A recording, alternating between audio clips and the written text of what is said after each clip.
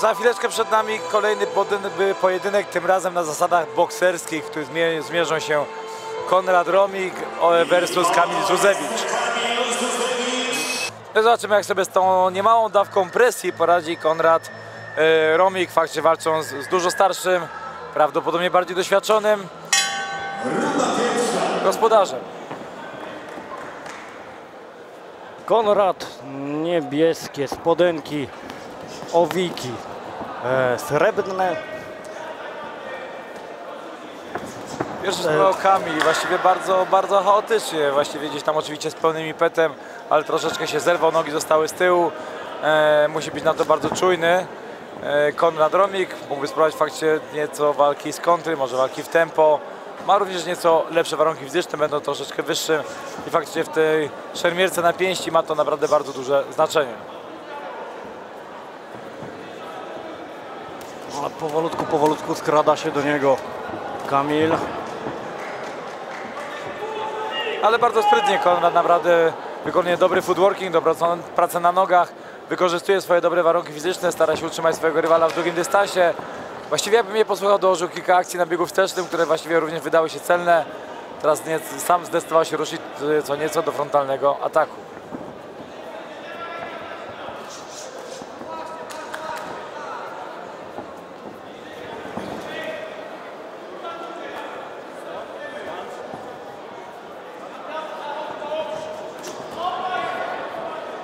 Właściwie cały czas ten sam obraz, właściwie ta sama realizowana taktyka, to Kamil próbuje skrócić dystans, jest zdecydowanie większym ofensorem. Konrad próbuje utrzymać tę walkę na dystans. Bardzo często właściwie panowie również klinczują w momencie, kiedy Konrad zatrzyma się po swojej walce na biegu wstecznym. Szybciutko, nie ma walki w półdystansie, przechodzą do klinczu.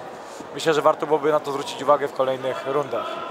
Tak, no i tutaj jeszcze to, że walka jest toczona w klatce, nieco chyba utrudnia zadanie Kamilowi, ponieważ ciężej zapędzić kogoś pod siatkę. Nie mamy tutaj takich typowych narożników 90-stopniowych jak w ringu. No i też ring jest nieco mniejszy. Zdecydowanie tak, zdecydowanie tak. Właściwie obydwoje jesteśmy zawodnikami, którzy walczyli na różnych platformach, w ringach, w klatkach. I umówmy się, te walki stójkowe, walki bokserskie zdecydowanie dla nich bardziej stworzoną platformą jest zdecydowanie ring. To, o czym wspomniałeś, narożnik, 90 stopni kąt, dużo mniejsza platforma walki. Jest niejako ta walka na biegu wstecznym, którą teraz niejako stosuje Konrad, jest trochę bardziej utrudniona. Łatwiej jest złapać swojego rywala. Teraz dobrze, dobry prawy prosty nad lewą ręką ze strony Kamila Zuzewicza. No, Kamil też wydaje się zawodnikiem silniejszym fizycznie. Te jego ciosy wydaje mi się, że mają większą wymowę.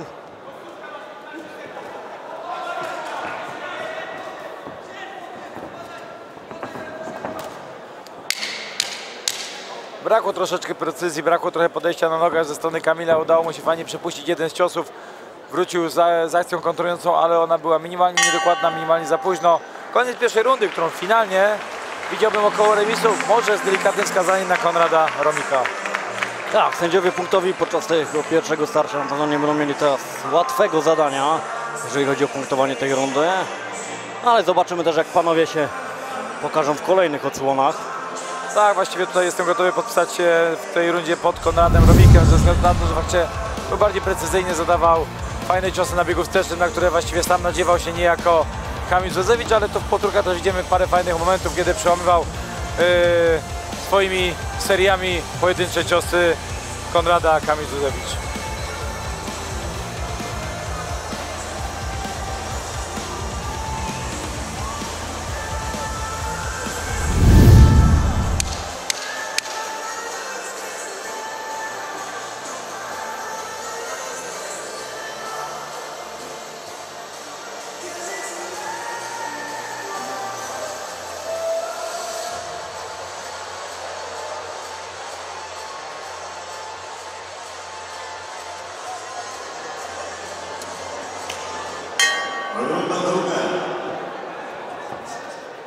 No i teraz od razu ruszył do ataku Konrad. Zdecydowana zmiana strategii, właściwie już nie jest chłopaczkiem, który czeka na atak ze strony Kamila, postanowił wziąć sprawy w swoje ręce. Właściwie nie czeka już tylko na walkę z kontry, bardzo często wyprzedza swojego rywala, ale znowu widzimy dobrą pracę na rozciągniętym dystansie.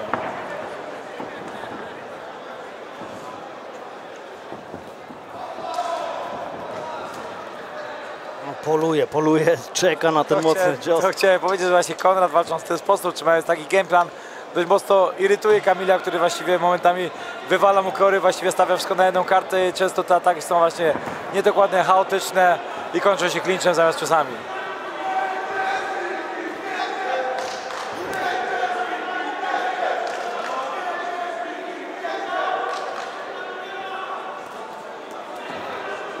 Ach, teraz mocny ten lewy sierpowy, no ale I nieco przejął inicjatywę faktycznie, jeśli na początku to Konrad był to dużo bardziej aktywny, to właściwie mamy taki moment przebudzenia ze strony Kamila. To był bardzo fajny head movement, zdążył uniknąć kilku ciosów. Szkoda, że znowu wpadł, skracając ten dystans, bo nie było miejsca na zadawanie ciosów.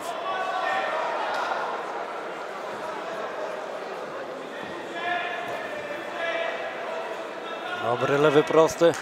Wydaje mi się, że za mało jest właśnie tej pracy tym lewym prostym, aby ustawić sobie rywala. Tak, ze strony Kamila wydaje mi się, że za dużo czajenia się, polowania, właściwie za małego samego sprawdzania, próbowania właściwie tego, czy rywal nie popełnia błędów, także troszeczkę więcej tych ciosów, nawet świadomie wypuszczanie w powietrze dla takiego bezpieczniejszego skracania dystansu, a faktycznie na trzeci, czwarty, piąty cios mogłyby dochodzić do celu, a niekoniecznie ten pierwszy i drugi. Tak, o tym właśnie, o czym mówisz, że brakuje takiej zasłony, ponieważ no, to, co chce uderzyć, jest bardzo widoczne. Widać, że chce mocno przywalić, a jak dobrze wiemy, no takie ciosy wtedy nie dochodzą, ponieważ no, rywal również to widzi. Niestety, jak to w życiu, im bardziej się chce, tym gorzej często wychodzi. Dla jasności wcale źle nie wychodzi, ale faktycznie ta mała zmiana koncepcji, faktycznie, żeby przygotować troszeczkę dłuższy zestaw ciosów, troszeczkę zastosować zmianę tempa, faktycznie byłoby to na pewno skuteczne. Konrad z kolei cały czas próbuje realizować swoją taktykę walki na biegu wstecznym, ale teraz naprawdę mocno, dobrze, twardo stał na nogach i przyjął swojego rywala twardą kontrą, prawym, prostym, lewym sierpem. Były to dobre, celne ciosy, który właściwie w takiej bardzo wyrównanej rundzie, gdzie pada bardzo dużo takich niemrawych ciosów ze strony dwóch zawodników, dla sędziów może być kluczowe właściwie przełamanie tej przewagi punktowej takimi właśnie ciosami, które padają z impetem, robią wrażenie na rywalu.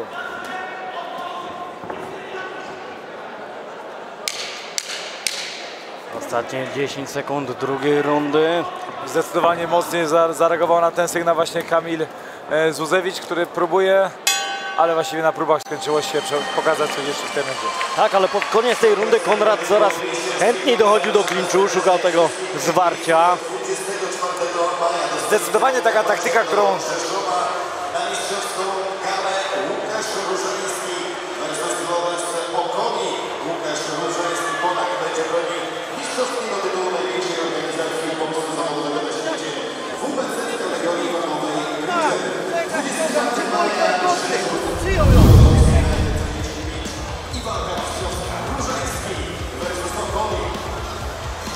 zdecydowanie taka strategia, taka taktyka, jaką realizuje Konrad Romik, jest bardzo energochłonna, dużo pracy na nogach, dużo odchodzenia, jest bardzo elektryczny, bardzo czujny na wszystko, co robi rywal. Właściwie dopasowuje swoją walkę pod jego tempo i teraz była ta powtórka, kiedy nie cofał się na nogach, stanął twardo i przyjął naprawdę bardzo mocny prawy prosty lewy sierp na szczękę Kamil Zuzewicz. Była to najbardziej wyraźna akcja tej rundy. Przyglądam się obydwu zawodnikom w narożnikach, właściwie Kamil mocno nakręcony, właściwie przebiera nogami. Wydaje się, jakby się nie mógł doczekać tej trzeciej odsłony. I wygląda na gościa mocno nakręconego, który będzie chciał odrobić straty, które chyba ma świadomość ponosi. No też przypomnijmy, że Kamil walczy przed swoją publicznością, ponieważ jest reprezentantem Górnika Kraków. Także no tutaj... Nic go tutaj nie usprawiedliwia przed tym, aby oddać walkę bez walki. Tak Mało tego, właściwie teraz jeszcze niesiony dopingiem swoich kolegów. Faktycznie zdecydowanie przyspiesza i to przyspieszenie na chwilę obecną przynosi mu korzyść.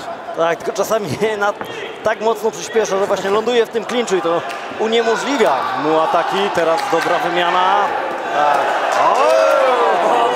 Poszło. Prosta akcja prawy na prawy i właściwie faktycznie również on zauważył też te braki kondycyjne u Konrada Romika. I faktycznie im mocniej go dociska, im bardziej widzi zmęczenie w oczach swojego rywala, tym bardziej oczywiście się nakręca sam. Mimo, że dobra próba uniku prawy podbródek, był bardzo blisko tego, aby dojść do celu. Ładnie nam się otworzyła ta walka, coraz więcej takich czystych ciosów, ale również... Dobry lewy na lewy właściwie, taki, który cofnął o pół klatki Romika. Romik ewidentnie jest w kryzysie, próbuje klinczować swojego rywala. Ach, po raz kolejny próba tego. Powiedzmy sobie tak, jeśli Kamil przegrał teoretycznie dwie pierwsze rundy, to właściwie tej rundzie trzeciej powinien swojego rywala znokautować. Wtedy oczywiście jest pewny zwycięstwa. Jeśli tą trzecią rundę tylko zwycięży, ale przykładowo zwycięży już za 2 punkty, może okazać się remis. Więc tak naprawdę gdzieś tam najlepiej byłoby załatwić sprawę przed czasem. Tylko o tym, o czym mówiliśmy, te 2 pierwsze rundy były bardzo bliskie. Tutaj no zdecydowanie Kamil jest stroną dominującą. Dlatego tak hipotetycznie, teoretycznie założyłem, że gdyby wygrał pierwsze 2 rundy Kona, bo nie jest też to powiedziane, to naprawdę musi sporo się napracować Kamil w tej trzeciej rundzie, aby ją wygrać za 2 punkty. Myślę, że na chwilę obecną jest naprawdę na dobrej drodze, aby to osiągnąć, a może na jeszcze lepszej drodze, aby posłać swojego rywala na dechy. No, w dużych takich opałach, wydaje mi się kondycyjnych przede wszystkim jest tutaj Konrad. A bardzo dużo kosztowało go ta praca właśnie odejściem na nogach, unikanie walki z kontry. Przypomnijmy, jest to jeszcze młody chłopak, 19-letni, który no, nie ma tego doświadczenia, nie wie do końca jak dobrze rozłożyć siły. Podjął to niemałe wyzwanie walki ze starszym zawodnikiem, właściwie z mężczyzną, dorosłym mężczyzną, który walczył u siebie przed własną publicznością. Agresywny, silny, mocniejszy fizycznie, naprawdę myślę, że gdzieś tam jest duża dawka doświadczenia dla Konrada, która zaowocuje później, ale on teraz naprawdę podjął fajną wymianę. To też nie jest tak, że on jest skazany tylko na bycie bitym w tych wymianach. Właściwie gdzieś tam poszedł taki fajny cios prawy na prawy, ale naprawdę w tych wymianach po dystansie dużo lepiej radzi sobie Kamil Józefowicz, który teraz się wyraźnie nakręca. Bardzo ładnie nam się otworzyła ta walka, szkoda, że to już końcówka. Po raz kolejny mocno trafia, ale nokautu tu już nie zobaczymy. Nie zdąży i ciekawy jestem bardzo, jak zachowają się sędziowie.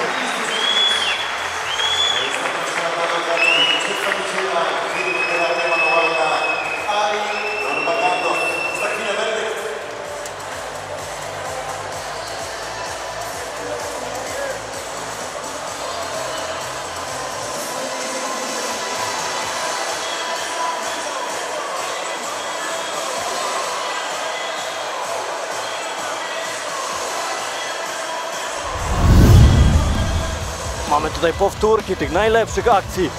I to zwłaszcza oczywiście z końcówki rundy, gdzie Kamil postawił właściwie już wszystko na jedną kartę. I naprawdę było kilka fajnych wymian, kilka czystych ciosów. Mało brakowało i któryś z nich posłałby jednego z zawodników na dechy. No myślę, że tutaj twarz panów przede wszystkim mówi o tym, kto zadawał celniejsze i mocniejsze ciosy, a twarz bardziej czerwona zdecydowanie po stronie Konrada. No i tutaj ta próba tego podbródka kilkukrotnie naprawdę mijała głowę Konrada. Tak, ta akcja właściwie bardzo mi się podobała. Kilkukrotnie szukał jej w kilku rundach i naprawdę gdzieś tam tylko o milimetry właściwie mijał się tylko ze szczęką swojego rywala.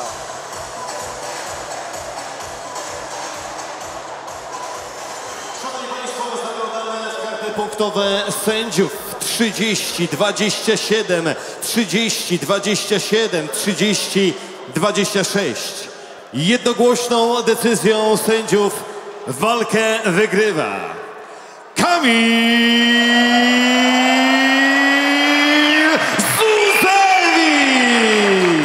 A jednak sędziowie od samego początku bardzo mocno docenili właściwie mocny napór, presję i to wzięli pod uwagę. Właściwie ta walka, będąc doceniana pod kątem walki zawodowej, mogła być dużo bardziej oceniana w ten sposób, gdzie faktycznie liczą się mocne, celne ciosy, a zdecydowanie więcej takich zadawał Kamil Józefowicz.